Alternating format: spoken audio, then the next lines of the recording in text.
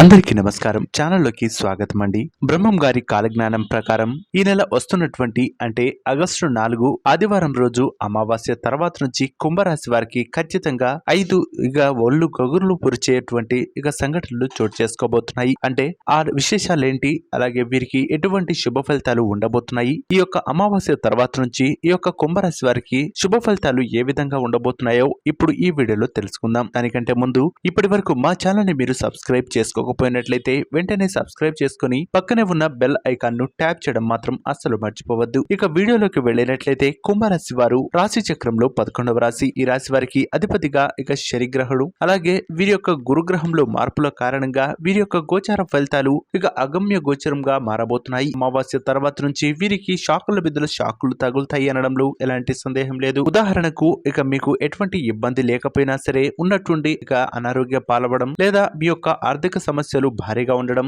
అప్పులు బాధలు మరింత ఎక్కువ కావడం, మానసిక ఇబ్బందులు, మానసిక క్షోభ వంటివి కూడా మిమ్మల్ని మరింత ఇబ్బందులకు గురి చేసే అవకాశం ఉంది. ఈ యొక్క కుంభరాశి వారు ఖచ్చితంగా మర్చిపోకుండా ఈ చిన్న పరిహారం చేసుకున్నట్లయితే అద్భుతమైనటువంటి ఫలితాలను రాశి వారు పొందుకోవచ్చు. అయితే కుంభరాశి వారు కొన్ని విషయాల్లో జాగ్రత్తగా ఉండాలి.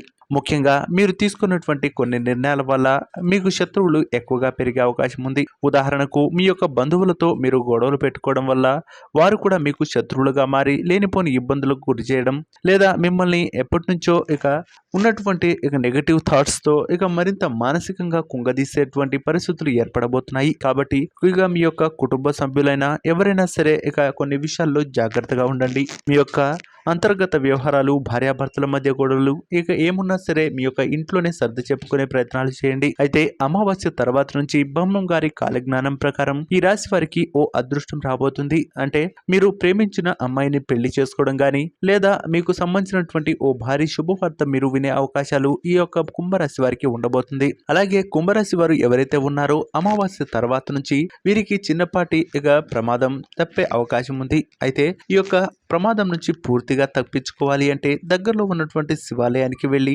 రుద్రాభిషేకం లేదా అభిషేకం చేపించుకున్నట్లయితే శుభ ఫలితాలు పొందుకోవచ్చు.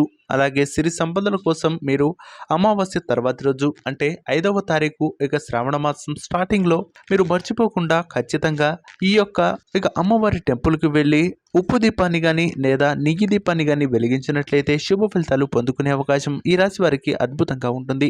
ముఖ్యంగా ఈ రాశి వారు చేయవలసినటువంటి కొన్ని పనులేటో ఇప్పుడు తెలుసుకుందాం. వీరు పొరపాటున కూడా కొన్ని వస్తువులను అప్పుగా ఇవ్వకూడదు. ముఖ్యంగా మంగళవారం అలాగే శుక్రవారం పూట మీరు తల స్నానం చేపి మంచి పూజలు చేసుకోవాలి. ఆ రోజులు అప్పులు ఇవ్వడం గాని లేదా అప్పులు తీసుకోం గాని అస్సలు చేసుకోకూడదు.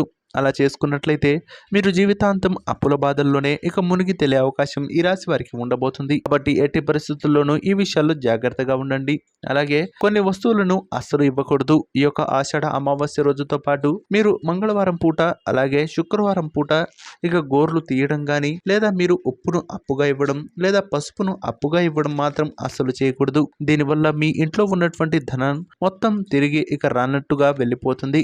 ఆ లక్ష్మి కటాక్షం అనేది మీపై కాకుండా మీరు ఎవరికైతే ఇచ్చారో వారి మీద ఉండే అభిప్రాయం అలాగే వారిపై ఉండే అవకాశాలు కూడా ఖచ్చితంగా ఎక్కువగా ఉంటాయి. సో చూసారు కదా ఫ్రెండ్స్, ఈ వీడియో మీకు నచ్చినట్లయితే లైక్ చేసి షేర్ చేసి సబ్స్క్రైబ్ చేయండి. అలాగే పక్కనే ఉన్న బెల్ ఐకాన్ ను ట్యాప్ చేయడం మాత్రం అస్సలు మర్చిపోవద్దు. అలాగే మీ కుటుంబ సభ్యుల్లో లేదా స్నేహితుల్లో ఎవరైనా కుంభరాశి వారు ఉన్నట్లయితే ఖచ్చితంగా ఈ వీడియోను షేర్ చేయడం మాత్రం మర్చిపోవద్దు.